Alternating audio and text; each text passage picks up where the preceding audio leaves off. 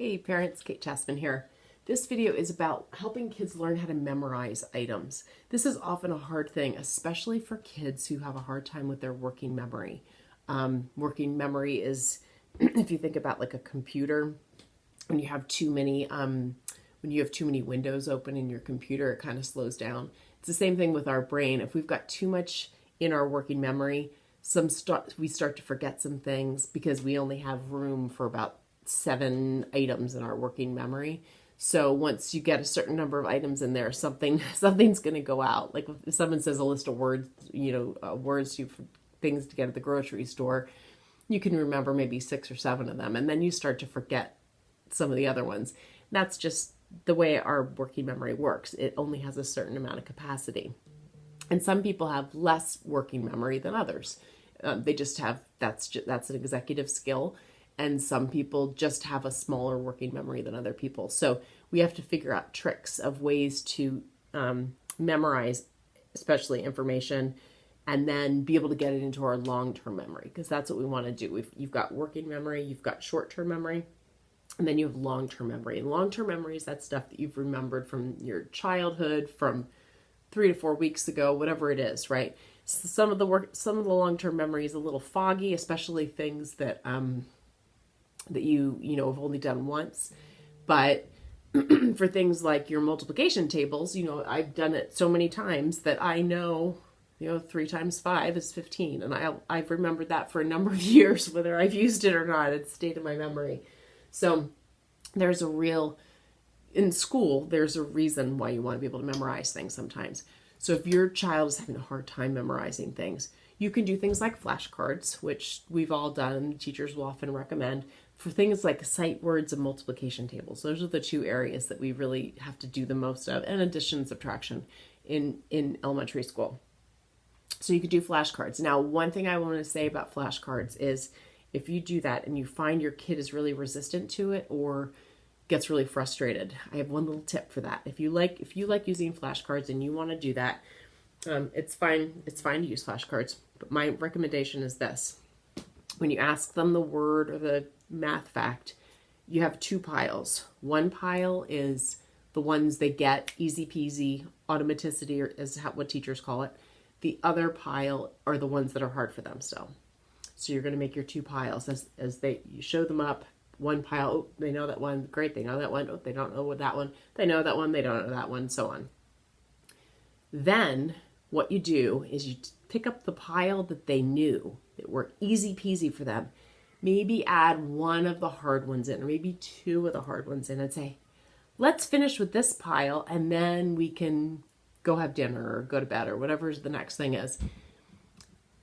End on the ones that are easy, because then they're going to end and they're going to say, oh, I did so well, and they're going to feel so good about themselves. The temptation is to go to the ones that are hard because you want them to learn them, but they're going to be frustrated with just that pile, right?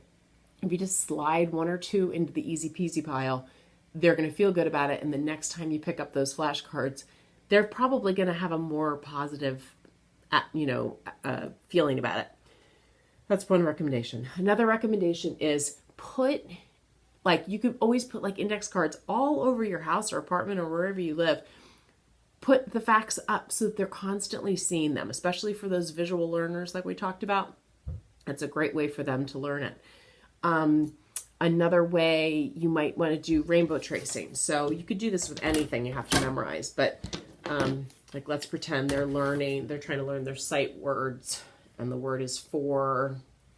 You write the word, and then they take different colors, and they keep going over all the colors, right? So this is just practicing their writing, but then they can say it out loud, F-O-R, F-O-R, and they keep writing it over and over and over again.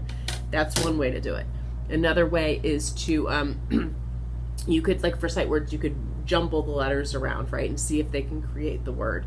That's a fun game to play. Another thing is just to have them saying it out loud a lot, or have them make up their own song, especially if they're a 4th grader and they're getting the ukulele from Miss Bousset. Then you can have them come up with their own multiplication table song. There are all these YouTubes of teachers who have done that. They've made songs from Uptown Funk, I think was one, that some teacher did with the 3 times tables, and you can find them on YouTube, and so that you could even just copy the same song, or your child could make up their own if they like making up their own music. It's just sort of a fun way to play around with multiplication tables, or adding and subtracting, or their sight words, or whatever it is that they have to memorize to learn. It helps them if you're involved, right? And that's just another way to bond with them, to try to make up something that is a fun way together to try to memorize things. And the other trick that I will mention is, especially for things like multiplication tables, go do them up, but then also do them back. So for instance, if you play the game where you go 3, 6, 9, 12, 15, 18, 21, 24, 27, 30, then have them go backwards too. 30, 27, 24, 21, 18, 15, 12, 9, 6, 3. And I think you'll notice too, you have to think a little bit more on that one. So it's good practice, and it's good to get them to try to start to visualize those numbers in their head, visualize that number line in their head. That's really hard for some kids. Some kids are, I'm convinced some kids are born with a number line in their head, and other kids have a really hard time seeing that.